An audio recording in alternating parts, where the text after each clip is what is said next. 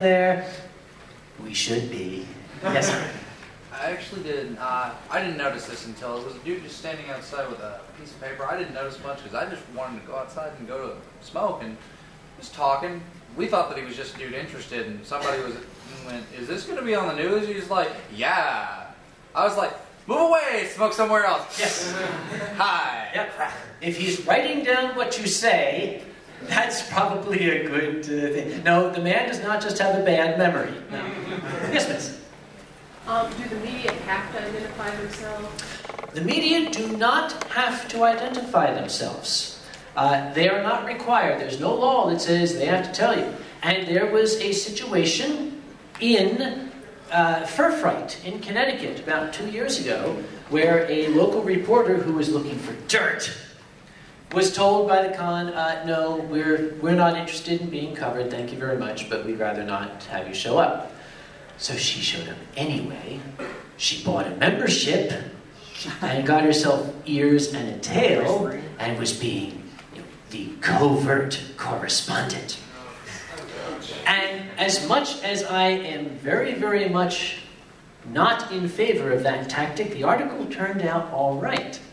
Because she went into great detail to say she was looking for the seamy underbelly, she was looking for the dirt, she was looking for the naughtiness, and she couldn't find it. She was looking for the lascivious, the horrible, depraved sex acts. Oh, here we have the adult art show. I'm going to go in here, and here I have, okay, a tasteful nude vixen. Okay, and over here I've got some kind of soft-core couple together kissing. Okay, I want the lascivious stuff, so she went all over the place. She wound up describing the convention, and this is an enduring image for me. She described it as a Catholic school Halloween party.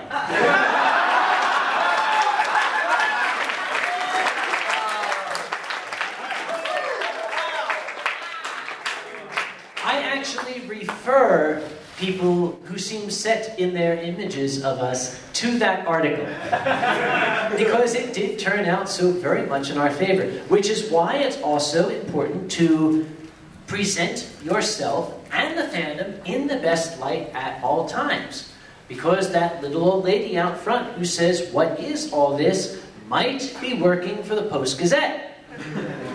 And if you put the best face on the fandom at all times, you can never go wrong. Yes, sir. Yeah, yes. I probably get a lot of this. Somebody come up and bro, Donnie's bro, like, hey, you here for the convention? Like that. Hey, you bring anything like smoke, clean weed, anything with you? Like, why would you ask these guys? He brings stuff. He's either driving it or he's trying to find out if we're all doing something, or trying to find out if we're. The question is, when somebody comes up and says, "Dude, did you bring any weed with you?" It is a 20% chance that the gentleman is a crackhead looking for a fix, and an 80% chance he's a narcotics officer looking for a bust. Remember that.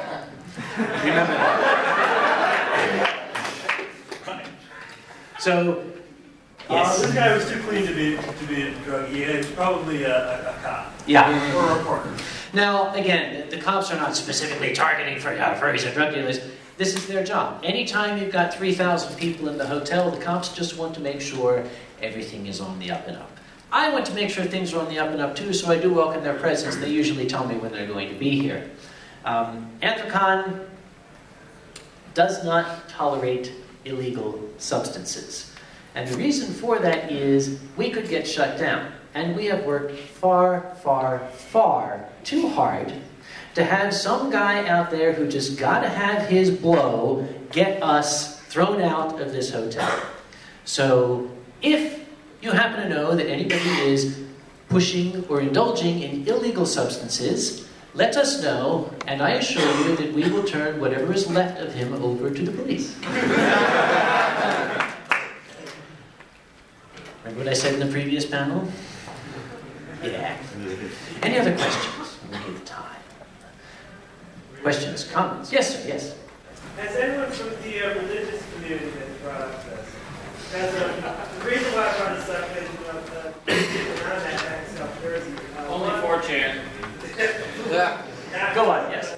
So the thing is, I just give them the basic definition of furry.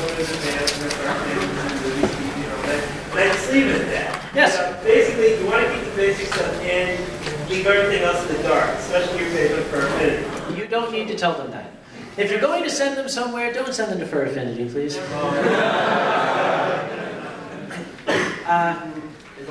You ask a good point. If someone with strong religious convictions believes that there's something wrong with furry fandom, you're not going to change his mind. Just, I'm sorry, I can't tell you more. Somebody mentioned that the 4chaners, we have our protesters. Yeah, we're going to mess around with the furries, man. Yeah, it'll be for the lulz. You know, it kind of is depressing to me. And he's standing out there in an afro wig calling himself a nigger next to the African American Cultural Center. Which, okay, the 4chaners are mostly harmless. I consider the image they put forth, I consider to be exceptionally in poor taste, because remember, folks, I was alive in the 60s, and I was in the South in the 60s. That was not a happy time. It's not something we should be evoking. And this is something maybe all furries need to learn. Yeah, these guys are trying to get a rise out of you. They want to see you squeal, they want to see you cry, they want to see you complain. Don't give them what they want. If you were here 2 years ago when our 4chan protesters showed up, oh, we're going to protest, we're going to go, what was it, Yiffin Hell Fur Fags, they said. They had their signs up. Standing out there in the driving cold rain while we were inside a warm hotel having a good time. So how did we handle it? And people are going to be, oh, Uncle Kage, save us from the scary protesters. I said, where? They must be behind the guys in the afros. The ones who look pretty soggy. So I started to feel sorry for them, so my operations director, Giza, and I got some umbrellas and we went out there and held it over them so they wouldn't get wet. You notice they ain't the back. That's how you handle trolls. You make fun of them right back, and they go tag and they go home.